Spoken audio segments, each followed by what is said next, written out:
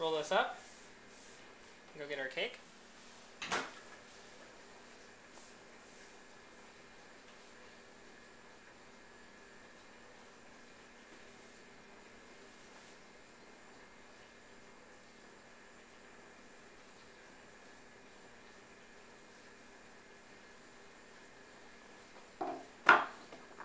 Okay, and remember that you want to start in the corners and you want to work your way inward. Oh, make sure you actually start on the top. Making sure to get the top as nice and flat as you possibly can.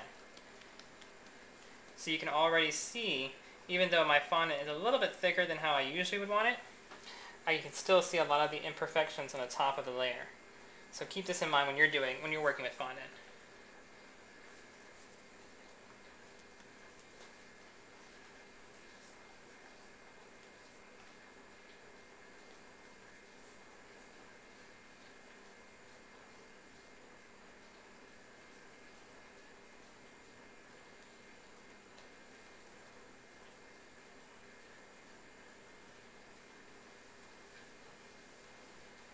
So what I'm doing is I'm pulling out the fondant ever so slightly to kind of skirt it outward while I flatten down the fondant. And I'm just working slowly downward. Not too slowly though, you don't want to work too slowly.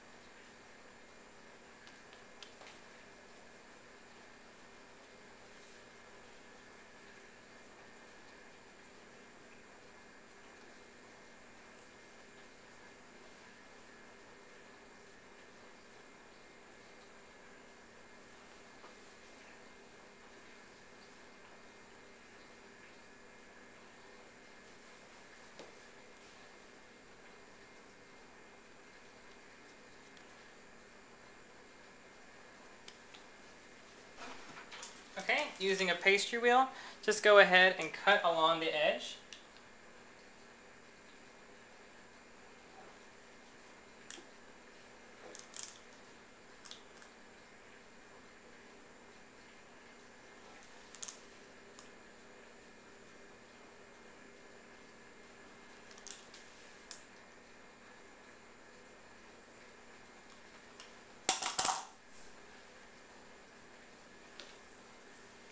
And there you go, you have your cake covered in fondant. Now like I said, it's not perfect, just because my icing wasn't very smooth. But this is just a basic understanding. I mean, like, if I had taken my time and did a really good job icing, which I never do, I'll confess, I'm not a perfectionist, then it probably would have been much more smoother. So I'm going to go ahead and pop this back in the refrigerator, and I'm going to go ahead and finish covering my other cakes with icing, with fondant. Okay, so I have now some dark chocolate fondant, which I think is pretty amazing, chocolate fondant. And what I'm going to do now is, just like in the gift box episode, I'm going to make the ribbon for the top. And I'm actually going to try and make this ahead of time by using the gum glue that we use for the gum paste flowers, and maybe glue it all together ahead of time, so that way I don't have to assemble it on site. And maybe I can save myself some time. So roll out your fondant. You want this to be fairly thin. The thinner you can get your ribbon, the nicer it'll look. Of course, the longer it'll take, and the more delicate it'll be. But the nicer it'll look. Plus, you can really stretch your fondant pretty far. I'm thinking we're going to need 50 pieces of those little bowed ribbon things. Curls, I guess you can call them curls. So I'll show you what I mean in case you haven't seen the gift box episode, which I recommend, which was a pretty good episode. Right now I'm working with satin ice fondant, and in the gift box episode I was using the Wilton's cake fondant. So cut it off into a rectangle.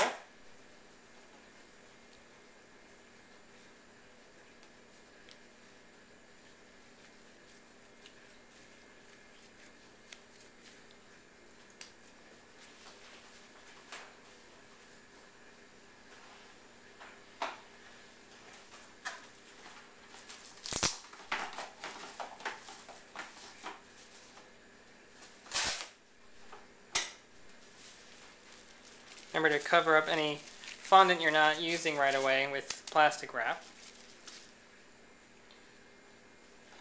And then just cut 1-inch strips. And actually I did a kind of a lousy job over here with the rolling out. It's a little bit thicker than I want it to be.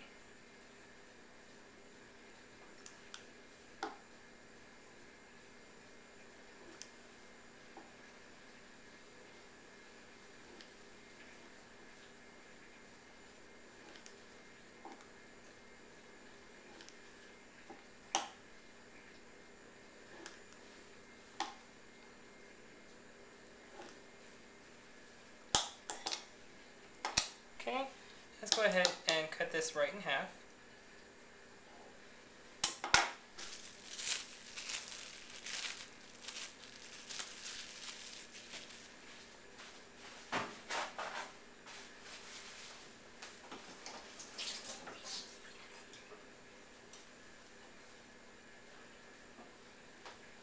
And then what you want to do is you want to take a little bit of water, so a damp cloth with some water on it, and then pinch together the edges kind of like this to create a bow.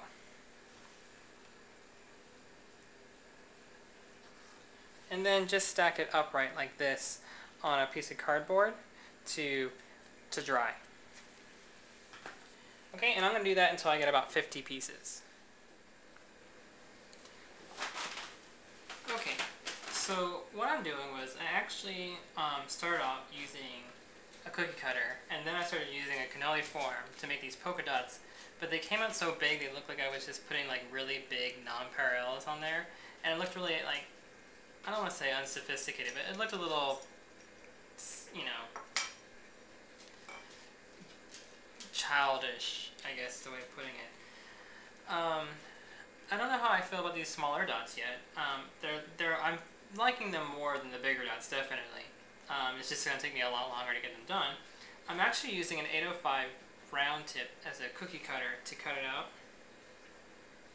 and then to place it on.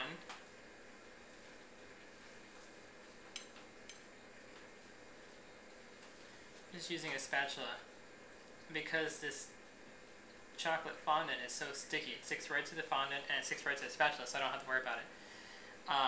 I mean, if I got any smaller than this, I might as well start piping with chocolate. But I'm thinking that I'm okay with how this looks. So what I'm going to do is I'm going to cover all the cakes on all the sides with all these polka dots. So I'll probably be done in an hour. But when we get back, we'll finish the ribbon. Okay. So what I'm doing now is I'm creating the bow, and I came up with the idea of making the bow off the cake, and I'm going to give it a try and see how it works. Right now I have a little flat piece of the chocolate fondant rolled very thinly. I have it on top of parchment paper, and I lightly covered the parchment paper with a little bit of cocoa powder, so that way it helps prevent the sticking, for one, but it also helps the disc to dry.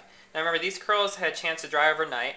They're still kind of soft, and I think that's because chocolate fondant it's just softer than regular fondant. It just really didn't dry as well. So hopefully the curls won't get squished too much, and hopefully they'll last as long as I need them to last, which is just, you know, basically right before I serve it. So anyway, so what I'm doing is I'm taking some gum glue. Now remember, this is the sugar paste gums that we use in working with gum paste flours, and what I'm doing is I'm just taking a curl, putting some gum glue on the bottom where I want it to stick, and then I'm just sticking it in place. And eventually I'm going to keep going and building upward. Right now I'm creating the base, and I'm just doing a little star pattern so that way it looks even. I should have made the curls a little bit more even looking, but that's okay. It's just one of my practice cakes. It's not like I did this for money or anything. But in order to make a cake look, make the bow look more professional, you want your pieces to look even. Basically, you want them to be all identical in size and shape and thickness. It was difficult with the chocolate fondant too, because the chocolate fondant didn't really stand up as well as regular fondant. And I don't know if it's because it was satinized, because the last bow I did it with Wilton. And the Wilton fondant seems to dry out pretty quickly, which is an advantage to making the bow. So I have a nice base, so I'm going to go ahead and start building upward now.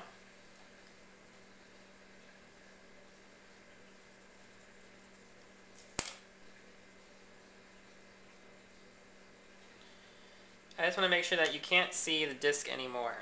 And hopefully what this will allow us to do is to be able to move the disc in one piece. So that way it's just one more thing I can not have to worry about, or one more thing I can just put right on top of the cake and be done with it.